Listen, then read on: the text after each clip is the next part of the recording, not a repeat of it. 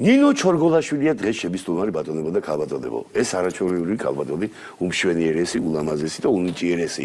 როგორც ყოველთვის ჩვენთან ნიჭიერები და ლამაზები არიან ყოველთვის ამით დავიკვეხნი. ასე რომ ეხლა ჩვენ ერთმანეთს უნდა გავიცნოთ. ჩვენთვის ეხლა რა მინდა თქვა, ხო, ორმაგად დასაფასებელია, რომ ადამიანი ჩამოდის სხვა ქალაქიდან. ქუთაისელი გახლავთ ქალბატონი ნინო. იქიდან ჩამოვიდა და მოვიდა ჩემ გადაცემაში და თავისთავად დასაფასებელია ეს ამბავი. ნინო, გამარჯობა, ჩემო კარგო ადამიანო. რა მუსიკას უსმენდი ბავშვობაში, აი რაზე გაიზარდე და ის მაინტერესებს კიდე, აი როგორ რა საკისა იყავი პირველი სიმღერა რო იმღერე, რატომ მოხდა ეს ამბავი, ვინ იყო ამაში დამნაშავე, დედა მამა მღეროდა, აი ეგ მაინტერესებს ყველაფერი თუ შეიძლება და გითხარით. პირველ რიგში მოგესალმებით, ძალიან დიდი მადლობა გადაცემაში მოწვევისთვის, ძალიან მიხარია რომ აქ ვარ დღეს თქვენს გადაცემაში. რაც შეეხება თქვენს შეკითხვას, პირველად დედამ 8 წლის ვიყავი, როდესაც მიმიყვანა გიტარაზე და სწორედ აქ ვიზიარებ პირველად ქართულ სიმღერებს. თუმცა შემდეგ ძალიან მცირე ხანი მომიწია სიარული, რადგან მოჭადრაკეც გახლავართ და შესაბამისად ანუ ჭადრაკს უფრო ესე რომ თქვა გავყევი სერიოზულად ის არა თუ რა ის რა ქვია სკოლა და რატომღაც ესე სიმღერა უკანა პლანზე დავწიეთ სადღაც 15 წლის მანძილზე ვითამაშე საკმაოდ სერიოზულად აი დღევანდელი საქართველოს ნაკრების წევრები ვინც არიან ჩვენ ერთად გავიზარდეთ და ერთად ვთამაშობდით ესე იგი რა თქვენ ქალბატონთან მგონია მე საქმე და არ ვიცოდი მე ჭადრაკს როცა თამაშობს ადამიანი უკვე აქ სხვა გონებასთან გვაქვს ლაბარაკი სხარტი გონება აქ ჩართული აუცილებლად რა ასე ვთქვათ და მე მაინტერესებს ეხლა რამეში თუ დაგეხმარათ ეს ამბავი პროფესია რა აირჩიეთ ეგ მაინტერესებს აი პროფესიით ვარ იურისტი. რას ლაპარაკობ? რა თქმა უნდა დამეხმარა ძალიან ბევრ რამეში, თუმცა ასევე ყველაფერს თავისი პლუსიც აქვს და მინუსიც აქვს ხოლმე. აი მოჭადრაკეებს ძალიან გვიყოს ზედმეტი ფიქრი. აი წარმოვიდგინეთ ხოლმე რომ ჩვენ დროს აი 6 საათი და მეტი იყო პარტიები, ანუ თამაშობდით 6 საათი, 7 საათი პარტიასთან შეძლების დაგვარად. აი ჭადრაკში აკეთებ ძალიან ბევრ გათვლებს და ესე არის ხოლმე ცხოვრებაშიც და ხანდახან უკან გვხევს ხოლმე ზედმეტი გათვლებიც, ან ზედმეტი ფიქრი რაღაცაზე და გადაწყვეტილების მიღება. თუმცა ბევრი დადებითი მხარეც აქვს, რა თქმა უნდა, რაც ძალიან დამეხმარა ცხოვრებაში. მინუსები მე მაინც გავიფიქრე რომ იმაში ყარ არის რომ მაგალითად მამაკაცთან ურთიერთობაში მინუსი, ამდენი ფიქრი ახლა სხვათა შორის არა, მე არ დამჭირვებია ძალიან გათხოვილი ბრძანები. ძალიან ადრე გავთხოვდი 18 წლის. რას ლაპარაკობ? ან ჩემთვის ამას არ შეუშლია ამ შემთხვევაში ხელი ახლა ამ ფიქრს, მაგრამ ძალიან კარგი. კარგია რომ ადრე გათხოვდი. ასაკში შეიძლება გაგიჭირდებოდათ, ვიდრე მეც ვიფიქრებდი ამას ადრე. დღევანდელი გადმოსახედიდან სულ ვამბობ ხოლმე რომ ალბათ დღეს ძალიან გამიჭირდებოდა, იმიტომ რომ ძალიან ბევრს ფიქრობ ხოლმე ყველაფერს ზოგადად.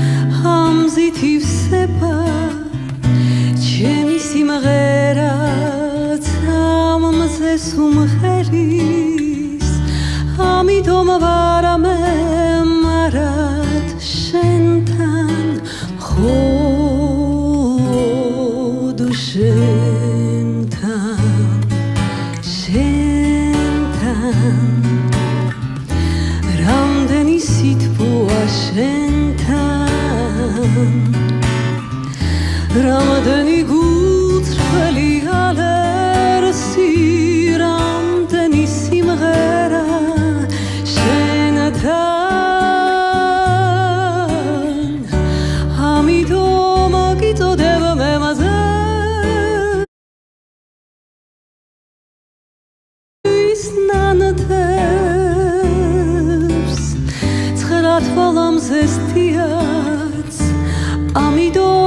იწოდება მე ჩემს განათიას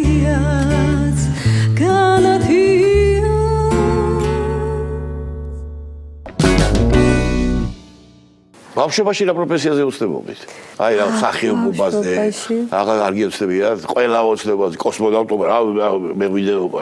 გაგიკვირდებათ და ვოცნებობდი ჟურნალისტობაზე. უი, რა სწავლა. და მახსოვს ჩემი საყვარელი ესეთი თამაში იყო, დავდგებოდი ხოლმე, რაღაცა სცენას გავაკეთებდი. დავიდებდი ძველ გაზეთებს და ესე ვკითხულობდი და თითქოს გადაცემა მიმყავდა და ესეთი მე გამოსულიყავი ჟურნალისტები მქონდა სათამაშო, ამით ვერთობოდი ხოლმე ბავშვობაში, თუმცა საკმაოდ ესე გადავწყვიტო, რომ იურისტი გამხდარიყავი. სულ პროტესტი მქონდა, რომ აი, როდესაც ირღვეოდა ადამიანების უფლებები, აი რაღაცა ყოველთვის ესეთი ხასიათი მაქვს, რომ მინდა დავიცვა, მინდა რაღაცნაირად გამოვექო მაგო და ალბათ ამანაც მიბიძგა, რომ ეს პროფესია ამერჩია, რატომღაც არ ვიცი. ქუთაისელი ბრძანდებით ეხლა, ქუთაისში პურმარილია, დედაშვილს არა იყვანს ხელშიო, ნათქვამია, დედაჩემიო, ხაჭაპურს აკეთებს, ჯიჯიკია ებდება ბიჯიკიას, რომ ჩაკმიჩავო, ჭიშკრამდე მიყვება ყველიო. აბა დედაშვილივით კი არა, რომ ჩაკმიჩავდა, კამათელივით გორაოს მაგიდაზეო. ხაჭაპურის გაკეთება თუ იცი, ამდენი ვილაპარაკე იქ მაინტერესებს. მეცინება მაგ საკითხზე და გეტყვით ახლა რატო. ხო.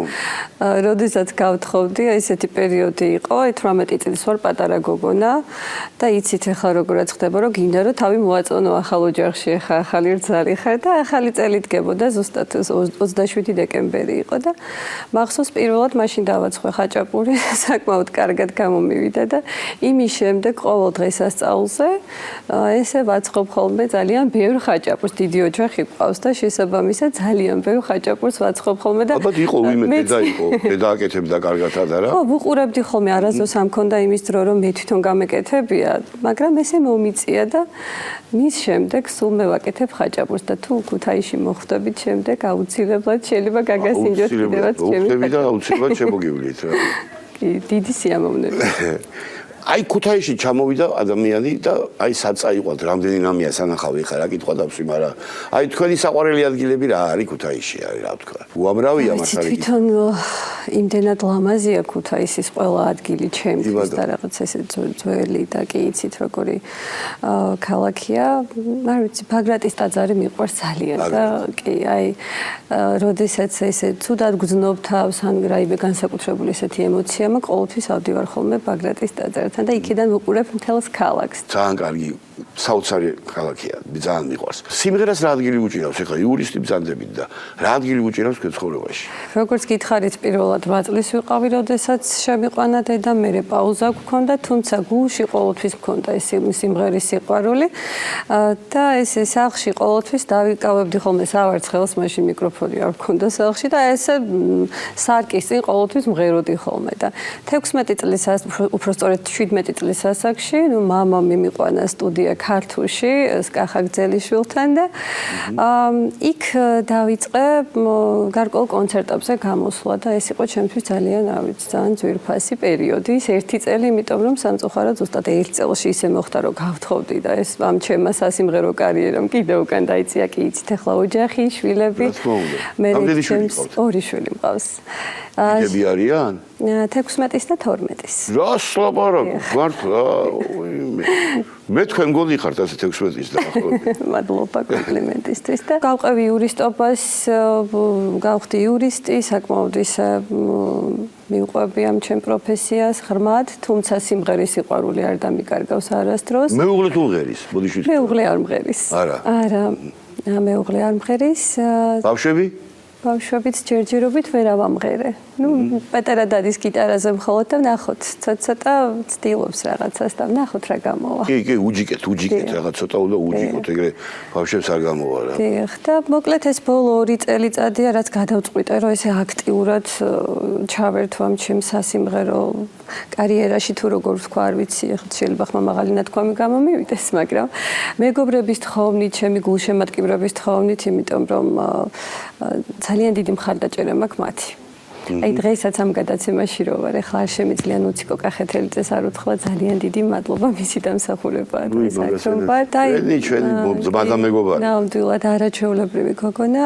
აი ყველა მეგობრები ნათესავები მხარს მიჭერენ რომ რაღაცნაირად ეს ჩემი ხმა გამოჩნდეს, იმიტომ რომ ამბობენ რომ ძალიან სიამოვნებთ ჩემი ნამღერი და უნდათ რომ ცოტა ისე გამოჩნდეს ხოლმე ჩემი სიმღერები. ამიტომ მეც ესე მოვკიდე ამ საქმეს ხელი ცოტა უფრო პროფესიონალურად ასე. რაღა დაგიმალოთ, ხალბატონო და ძალიან კარგადაც მოიქეცით რო იცოდეთ თქვენ და. მოდი ეხლა შევხედავთ ეხა კი ჩვენს და მაყურებელი მსმენელიც ყველა გელოდებათ ეხლა როგორ იმღერებთ და დარწმუნებული ვარ რომ ეს იქნება კარგი ნამღერი, დარწმუნებული ვარ რა.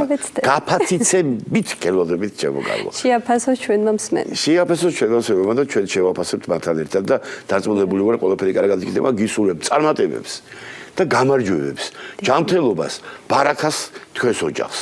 დიდი მადლობა თქვენ და წარმატებები თქვენ და კიდევ ერთხელ უღმესი მადლობა რომ საშუალება მომეცით თქვენს გადაცემაში მოვსულიყავი და მემღერა. მადლობა მომბრძანებისთვის. მადლობა თქვენ.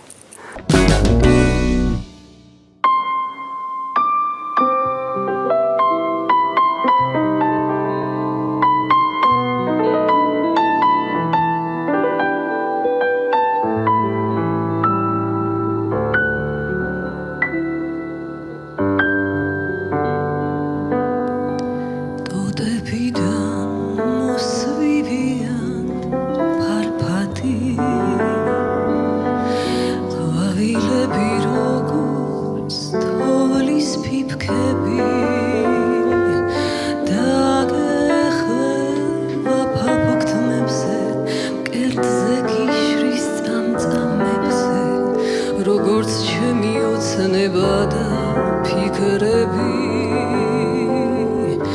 და სეშხი მიწის სეშხი არ ჩაქრება არაფერში სანამ ჩემი მხოლოდ ჩემი იქნები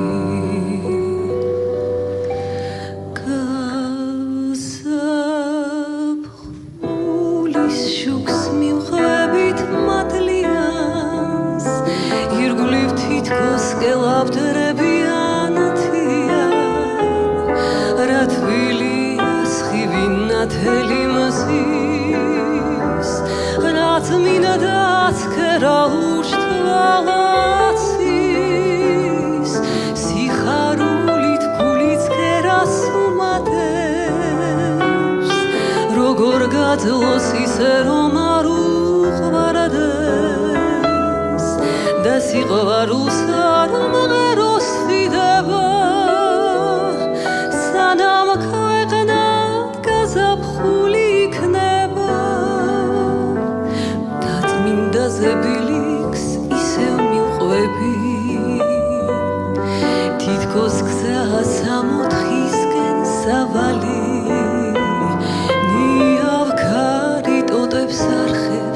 და სამოსურნელს აფრქვევს ვიდგაშლილი ნაზია სამანი რომ იმღერის ქართულ ლექსებს და ლექსივით მიალერსებს ჩემი ხმა თუ ფოთლების ხმარის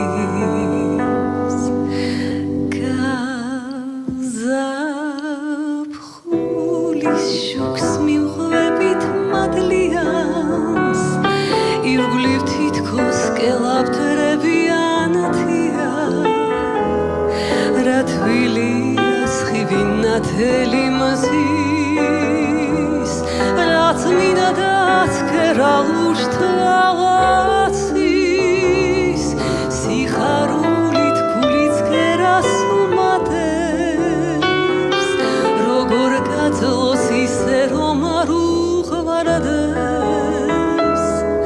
და სიყვარულს არ მღეროს დიდება სანამ ქვეყნა გაზაფხული იქნება.